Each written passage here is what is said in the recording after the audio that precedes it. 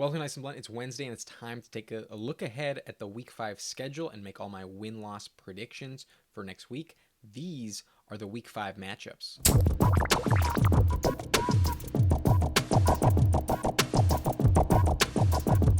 All right, so to kick it off, we got the Rams going on the road to Seattle on Thursday night. I like the Rams to bounce back after that loss to the Cardinals.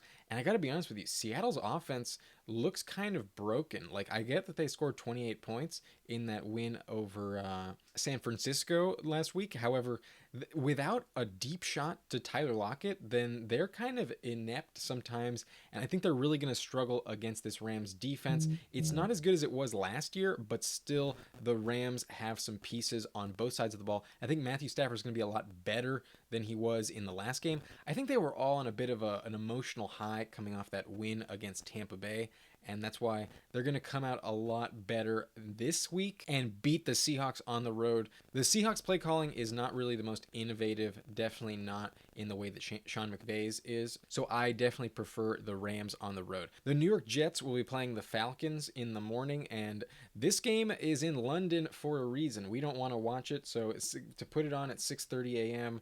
Is the perfect time for me. I will be sleeping through that. However, the England fans somehow make this game really interesting. I feel like the energy of the stadium doesn't favor either team, and that's why even though this is a home game for the Falcons, they are probably going to choke it away, and it feels crazy to me to pick the Jets. I know that they won last week randomly, and it's almost impossible that they win 2 games in a row, but you know what? Fuck it. I am going to take the Jets on this road trip to London at 6:30 in the morning. I have an odd feeling that it's going to be an interesting, high-scoring game. And with the addition of Jamison Crowder and Elijah Moore coming back from a concussion, I feel like Zach Wilson may have a shot to move the ball. So I'm picking the Jets to win because I think the Falcons are going to choke as they traditionally do. But that definitely still feels like a risky pick, and as much as I want to pick the Bengals in this next matchup, that feels a little bit too risky for me. The Bengals looked great in the second half last week against Jacksonville. However, in the first half, they were really flat. And even though they have a long week to prepare, a mini bye week before this game, and it is at home, I think that they are going to be a little bit outplayed by Aaron Rodgers and the Green Bay Packers. I think it's going to be very close. It's going to be very competitive.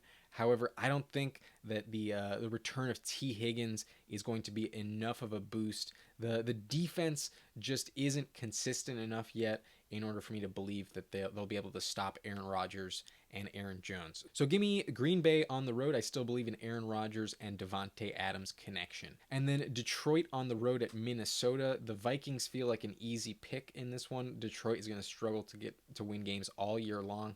And Jared Goff made some really bad mistakes. That botched snap in the red zone was pretty ridiculous. I don't know if that's going to happen again, but a play as bad as that has a chance to happen any week with the Lions. So I like the Vikings. Their offense is looking pretty good, and the Browns' defense is legit. So I don't believe that they're going to be held to 7 points every game, and I think they're going to bounce back big against the Lions. Give me the Vikings at home. And then the Broncos are going on the road at Pittsburgh, and they had their first loss last week against the Ravens, but I don't think Pittsburgh compares to the Ravens at all. However, there's just really one big contingency for the outcome of this game, and that's Teddy Bridgewater's health. He got concussed in that loss to the Ravens, and right now he's in the protocol. So as long as he can get out of the protocol and start, then I prefer the Denver Broncos over the Pittsburgh Steelers, even though their wide receiver health is not 100%. But Teddy keeps the ball under control, and that's why Pittsburgh is going to struggle to force turnovers, and that's what they're going to need in order to win. I don't believe in the run game. Ben Roethlisberger has a hip injury, so it's possible he sits. He'll still probably play, but I just have no confidence in the Pittsburgh offense. So gimme Denver as long as Teddy Bridgewater plays, but if not, then I would shift and pivot to the Steelers. I think that's a fair contingency to make. I think that's a pretty big deal. The starting quarterback for the Denver Broncos playing or not. So that's my pick. And then the Dolphins on the road at Tampa, and Brian Flores, the former defensive coordinator for the Patriots, definitely knows how to deal with Tom Brady. This is going to be a tougher matchup than I think the Dolphins are going to get credit for. So the line may be over a touchdown, but I don't think it's going to be that much of a blowout. The Bucks have had a few very close games this year, and I think it's going to be within a touchdown. However, I still obviously am picking Tom Brady and the Tampa Bay Buccaneers. Jacoby Brissett just isn't enough at the quarterback position to get over a lot of the hurdles that the Miami offense comes with. However, I am not afraid of this Tampa Bay Bucks defense. The secondary is really, really hurting right now. And then the Saints are going on the road at Washington football team. And every single pick that I've made for the Saints this year has been wrong. All 4 weeks, it's been totally wrong. So I just don't understand this team. They are bad when I expect them to be good, and they're terrible when I expect them to show up. So in this game, I think it's going to be similar to that Giants game, pretty close. And I'm going to give Ron Rivera the edge because he has some experience playing against Sean Payton, playing in the coaching in the NFC South. And I'm starting to kind of buy into Taylor Heinicke. It's not that I think he's amazing, but I think he's a quality starting quarterback in the NFL, and opposing teams haven't been able to figure him out yet. And I don't think that the Saints are able to do that. So give me Washington at home over the New Orleans Saints. I think Ron Rivera is going to scheme up some plays and give Jameis Winston a tough time. At some point, all of the talent on this defense is going to have to click, and why not in this game at home? So give me Washington over the Saints. And then Philly is going on the road against the Carolina Panthers, and the Panthers are still really good even without Christian McCaffrey. There's a chance that he suits up in this game, but I have a feeling it's going to take one more week for him to come back. I'd prefer him to be 100% healthy than rush to get back earlier than he's ready. And I think that they can manage with Chuba Hubbard. Sam Darnold is playing very well, and even though he hasn't faced any really difficult secondaries, this one will be the most difficult he has faced so far. But they don't need to put up 40 in order to beat the Eagles, and that's why I think the Panthers are going to come away with this one on top. I think their defense is going to show up and hold Jalen Hurts in check. So I don't fully believe in the Eagles offense, and they had just so much garbage time last week.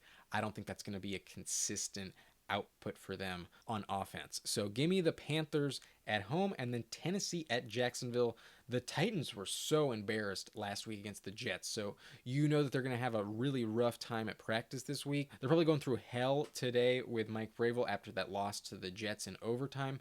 But if A.J. Brown and Julio Jones don't suit up, then they're going to have a tougher time this week against Jacksonville. But I think the motivation is going to be there. The Jacksonville Jaguars will not be able to stop Derrick Henry, but they will hold the lead at the end of this game, and I believe in the coaching of the Tennessee Titans. I think one of those receivers is going to come back. At least I hope so. And I think the Tennessee Titans can figure things out against the Jaguars, but damn, it didn't look good last week against the Jets. So even though Trevor Lawrence and Urban Meyer have a long week to prepare, I'm not fully sure that they are ready to show up in the NFL just yet, and that's why I am picking the Titans. But I don't feel great about it. This one is definitely going to be a bit of a toss-up and a much closer game than we would have expected coming into the year. And then the Patriots on the road at Houston. This is definitely going to be a win for the Patriots. Bill Belichick is going to really give David Mills a hard time in this one. He threw several interceptions last week against the Bills, and he'll throw at least 2 more in this game, I think. So give me the Patriots by at least 10 points. I think they are going to blow out and shut out the Houston Texans. And then the first game of the afternoon, the Chicago Bears at the Raiders, and I think there's a chance that Khalil Mack may not suit up. He got injured in the last game, and you're going to want to monitor his status because that will make a big impact. So especially if he sits out, I like the Raiders, but even if he plays, I think they're going to have the edge over Justin Fields and that offense in Chicago. There's no David Montgomery, and even Damian Williams is a little bit banged up too. So I think he starts, but the offense is not at 100%. And I don't believe that the connection with Fields and Allen Robinson is there yet. And I think that is really critical if the Bears are going to compete. So I like Derek Carr and the Raiders to bounce back and win this game at home. Give me the Raiders. And then the must-watch game of the afternoon, the Cleveland Browns taking on the Chargers on the road. But I do think that this crowd is just never really going to favor the Chargers. They're going to need the silent count kind of no matter what. However, it really doesn't impact them. They're coached so well, and their defense has been firing on all cylinders all four opponents of theirs have been held to their lowest point total on the season when they face the Chargers. And I don't know if that repeats itself. I think the Browns were held to only 14 last week, so they may be better than that this week. But I think it's going to be really tough for Baker Mayfield to put up more than 20 points in this game. They're going to need to lean on Nick Chubb and Kareem Hunt a lot. And the weakness for the Chargers is the run game. But I think the Chargers are going to take the lead in this one and force Baker Mayfield to throw, and the Browns are going to be unsuccessful. So it will be competitive. It'll be close. Very good coaching staffs on both sides, and the ground game for Cleveland is always there. So this is a tough pick. Cleveland's defense looked amazing last week, but I think when you have a toss-up like this, my personal tiebreaker is which quarterback do I believe in the most? And at the end of the day, that is Justin Herbert. I definitely believe in him more than I believe in Baker Mayfield. So gimme the Chargers at home, and then a game that I'm not really interested in watching, the New York Giants taking on Dallas, their division rival. And there'll probably be a lot of points on the board, but I think Dallas is going to win this one comfortably. It's not going to be very competitive. And hopefully CeeDee Lamb bounces back and puts up some stats in this one, because otherwise that is very unfortunate. We're all counting on him real big in fantasy this year. So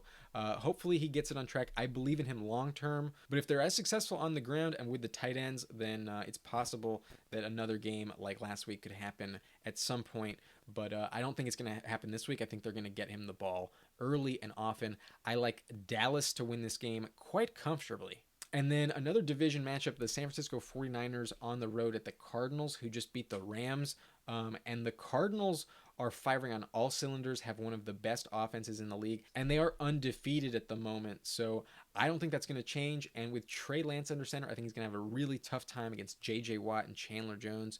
The Cardinals and Kyler Murray are just too much to handle. I am picking the Cardinals, and I don't think it's going to be that close, even though Kyle Shanahan will know how to hold the Cardinals in check a little bit. That's going to be a good game to watch, but another must-watch game is the Buffalo Bills at the Kansas City Chiefs on Sunday night. And this is a repeat of the AFC Championship game last year, and this is going to be a good one. I made some win-loss predictions earlier in the offseason, and this was one of the games that I touched on. I picked the Bills to beat the Chiefs in this one back in June, and I am sticking with that pick. The Bills are looking amazing right now. I'm willing to excuse that week 1 loss to Pittsburgh. It was week 1, and preseason was so weird. Week 1 was basically week 4 of the preseason. So Zach Moss is playing in this one, and I think he's a must start against this really atrocious Kansas City defense. They've looked terrible. They haven't been able to stop anyone, and the Bills are going to want to kill the clock. So give me the Bills in this one. It's going to be a close game, but a very high-scoring shootout, and I don't think that the Chiefs will be able to keep Josh Allen off the scoreboard. And the Bills will dominate time of possession and limit the Chiefs. They're going to be in catch-up mode. Travis Kelce's going to have a massive game. So will Tyreek Hill. But at the end of the day, I like the Buffalo Bills in this game. The Kansas City Chiefs are going to fall back under 500 once again. And then on Monday night, a really underrated game in my opinion. This one's exciting to me. The Indianapolis Colts, who have a great defense, great coaching staff, are going to give the Baltimore Ravens a very tough time on the road. And I don't know if this is going to be as low scoring as that game in Detroit, but I do think it's going to be very competitive. But at the end of the day, I trust Lamar Jackson as the better quarterback, and he's basically playing at an MVP level at the moment. I trust the Baltimore Ravens and Justin Tucker to keep scoring points and hold on to the lead, but the Colts are going to give them a tough time. So give me the Baltimore Ravens on Monday night. So let's recap.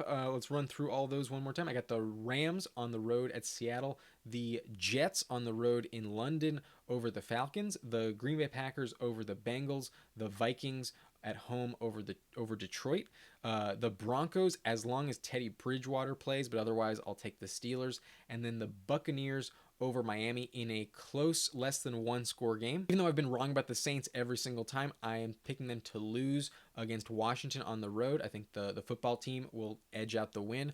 Same goes for the Carolina Panthers. I think they'll win pretty comfortably over the Eagles. I'm picking the Tennessee Titans on the road over Jacksonville, and I'm going to trust Mike Vrabel's coaching. I'm also taking New England on the road over Houston. Davis Mills is going to struggle a lot. Justin Fields is going to struggle a lot. That's why I'm taking the Raiders at home over Chicago. And in a close, very competitive game, I am taking the Chargers at home over the Browns. Dallas comfortably at home over the Giants. The Cardinals are going to win pretty easily, I think, over the 49ers at home.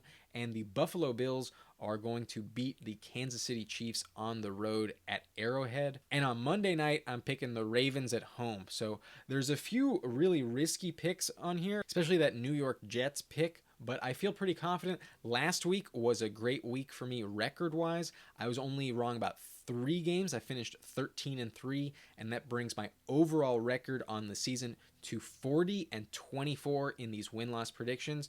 So that one was a good week for me, and we're looking to stay above 500 at all costs. Ideally, we have as good of a week as we did last week, 13-3. Let's try and get that, or even better, again this week. If you enjoyed this video, be sure to hit the like button and subscribe to the channel for more content. My name is Adam Riancho, and thank you for watching Nice and Blunt.